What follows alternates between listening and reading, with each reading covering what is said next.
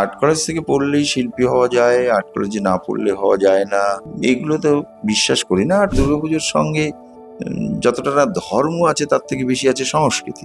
সবটাই একটা ইকোনমিক্যাল চেইনে জুড়ে আছে। আজকে অনেক আর্ট কলেজের আর্টিস্টরা রয়েছে, কিন্তু প্রচুর আর্ট কলেজের নয় এমন শিল্পীরাও রয়েছে এবং তারা বাঘা বাঘা কাজ করেছে। দুর্গাপুজোর যে ব্যাপ্তি বাড়বে তত ইকোনমি, তার সমস্ত কিছু, তার রেভিনিউ সবকিছু বাড়তে থাকবে।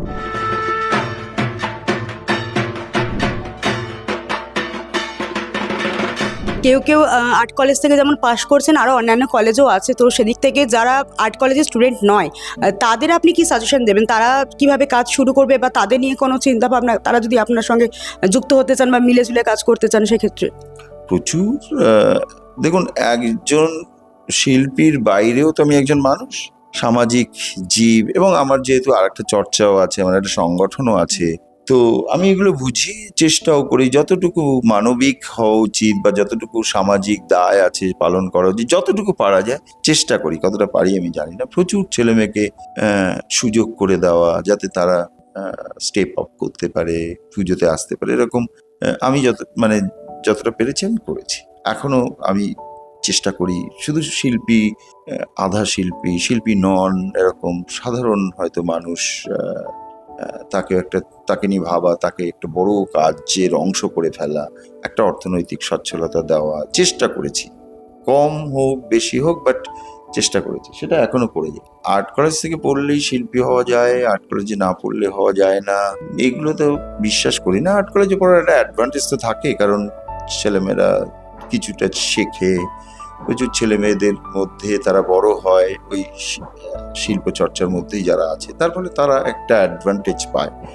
কিন্তু দুর্গাপুজো, আজকে অনেক আর্ট কলেজের আর্টিস্টরা রয়েছে, কিন্তু প্রচুর আর্ট কলেজের নয় এমন শিল্পীরাও রয়েছে এবং তারা বাঘা বাঘা কাজ করেছে। হয়তো নাম্বারে কম, আর যত দিন যাচ্ছে তত আর্ট কলেজের ছেলেদের এর মধ্যে চলে আসছে। সেই জন্য দুর্গাপুজো আস্তে আস্তে একটু পেডাগগির পার্ট হয়ে উঠছে, মানে ওই দিকে চলে যাচ্ছে। এটাও খুব একটা কাম্য নয়। মানে এটা শুধুমাত্র আর্ট কলেজ মুখী হয়ে যাওয়াটাও আবার আমার মনে হয় না। এখন এটা তো আর আমার হাতে নয়। আমার মনে হয় যে প্রচুর আর্ট কলেজের বাইরের ছেলেমেয়েরাও, যারা আর্ট কলেজে পড়েননি, তারাও কিন্তু ইনভলভ আছেন বা হচ্ছেন বা হবেন। যদি সব মিলিয়ে বলা হয় তাহলে প্রচুর কলেজের বাইরের ছেলেমেয়েরাও কিন্তু কাজ করছে দুর্গাপুজোতে। আমি বলছি একেবারে মানে প্রথম সারিতে হয়তো দাঁড়িয়ে নয়, কিন্তু তারা এই ইন্ডাস্ট্রির সঙ্গে বিরাট ভাবে জুড়ে আছে। মানে এই রাজ্যে কাজের কত সুযোগ আছে, মানে পরিবেশ বা পরিধিটা বলছি দুর্গাপুজোর ক্ষেত্রে তো, হ্যাঁ, দুর্গাপুজো এখন মানে দ্য বিগেস্ট ইন্ডাস্ট্রি আমি বলবো,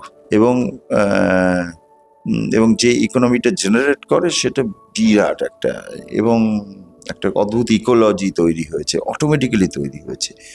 ডেফিনেটলি গভর্নমেন্টের একটা সমর্থন আছে সেটাতে, ভয়ঙ্করভাবে একটা সমর্থন আছে, বা সেটা যেমন আছে, আবার এটার একটা ইটসেলফ একটা কি হয়, এইটাই তো খুব কঠিন হয় যে ওটা একটা ইকোসিস্টেমে ফেলে দেওয়া, যে ওটা চক্রবৃদ্ধি হারে বাড়তে থাকবে, সেইটা এখানে আছে। কারণ দুর্গাপুজোর সঙ্গে যতটা না ধর্ম আছে তার থেকে বেশি আছে সংস্কৃতি।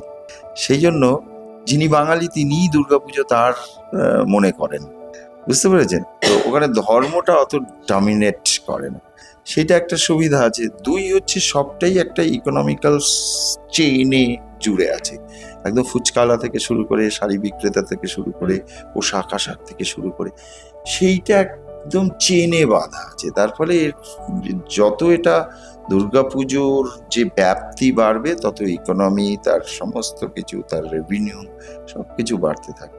সেটা ইকো সিস্টেমে পড়ে গেছে জিনিসটা। তো এটা সবসময় মানে চক্রবৃদ্ধি হারে বাড়তে থাকবে, হোপফুলি, তাই আমার মনে হয়। দক্ষিণ কলকাতার একটি পুজো এবার থিম করেছে মুঘল সাম্রাজ্য। তো মুঘল সম্রাটের ছবি দেখা গেল দুর্গাপুজোর ব্যানারে। এমনও সময় ছিল যে দুর্গা ঠাকুরের ছবি ছিল না, হয়তো মুঘল সম্রাটের ছবি। তো এই যে ধর্ম চলে আসছে, বা এটা মানে কিভাবে এই প্রেজেন্টেশনটা কিভাবে দেখছেন আপনি? আমি কিছু ভাবে একদম, আমার যদি শিল্প সত্তাগত জায়গা থেকে বলেন, আমি একদম এসবের ঊর্ধ্বের মানুষ। ঠিক আছে, আমার কাছে মানে এগুলোর মানে এই সুরসুরি আমার একদম নেই, বুঝতে পারলেন? আমার যদি মনে হয় সে সেভারাল টাইম আমি কাজ করেছি, আমার মনে হয়নি কখনো যে আমি কোনো নজরুলের কবিতা দিয়ে শুরু হয়েছে, বলো বীর বলো উন্নত মমশির, তো দুর্গা পেছনে আছে, তো সে গায়ে কাটা দিয়ে যাবে আপনার। তো এখন আমি যদি ভাবি নজরুল ইসলাম মুসলিম, তার থেকে মানে অধঃপতন বা তার থেকে মানে আমি ভাবতে পারি না, মানে আপনার প্রসঙ্গে বা রবীন্দ্রনাথ হিন্দু যদি আমি ভাবি, তার থেকে আর কি ছোট করা হতে পারে, মানে কি বলবো, মানব সভ্যতার এর থেকে অধঃপতন আর কি হতে পারে। তো অথবা এইখান থেকে আমি দেখি না। আর শিল্প সংস্কৃতি তো কখনো, শিল্প সংস্কৃতি উদার দেদার নদীর মতো, তা কোনো জাত কাল ধর্ম বর্ণ ছন্দ কিছুর সঙ্গে তার কোনো অছন্দ কিছুর সাথে সে শুধু প্রবাহে বিশ্বাস করে, সে শুধু সামনের দিকে বিশ্বাস করে। তো আমি সেরকম হতে চাই। কখনো কখনো আমার ছোট্ট মানসিকতায় হয়তো অনেক সময়, কিন্তু সেই বিচ্যুতি যেন আমার না ঘটে কখনো, আমার মধ্যে যেন কখনোই এই মানব ধর্মের বাইরে আর কিছু আমার মধ্যে কোনো সময় যেন বাসা না বাঁধতে পারে, সেই মুক্ত মনটুকু নিয়েই আমি আমার চর্চা করি। অর্থাৎ আর কি বলবো এই প্রশ্নের উত্তর। আর শেষে দর্শকদের জন্য কি বলবেন? মানে কদিন পরে এই লম্বা লাইন পড়বে, সেই ঠাকুর দেখার ঠেলাঠেলি ভিড়, পুজো কিন্তু শুরু হয়ে যাবে, আর বেশি দিন নেই। দর্শকদের উদ্দেশ্যে কি বলবেন? হ্যাঁ, এখন কিছু পুজো হয়েছে যে পুজোগুলো সত্যি খুব কষ্ট করে দেখতে হয়। আমি দর্শকদের বলবো যে সত্যি আপনাদের এটা দেখানো সম্ভব হয় না যে আমরা শুধু আপনারা দেখবেন বলে কতখানি কষ্ট করি। এই আজকে 5 মাস, আমাকে হয়তো দেখে বোঝা যাচ্ছে না মুখের ফিচারটুকু, কিন্তু আপনারা তো বুঝতে পারছেন যে আমি কি অবস্থায় আপনাদের সামনে বসে আছি। 5 মাস রোদ জল বৃষ্টি টেনশন সব কিছু নিয়ে পড়ে আছি মাঠে, এবং তার সঙ্গে আমি কমিটির লোকেদেরও বলছি, আপনারা হয়তো অনেক সময় দর্শকরা মনে করেন যে আমরা সব ঠিকভাবে আমরা দেখতে পাচ্ছি না, আমাদের সেই সুযোগ করে দেওয়া হচ্ছে না। এটা একেবারেই নয়। এই শুধু আপনারা দেখবেন বলেই এত প্রচেষ্টা।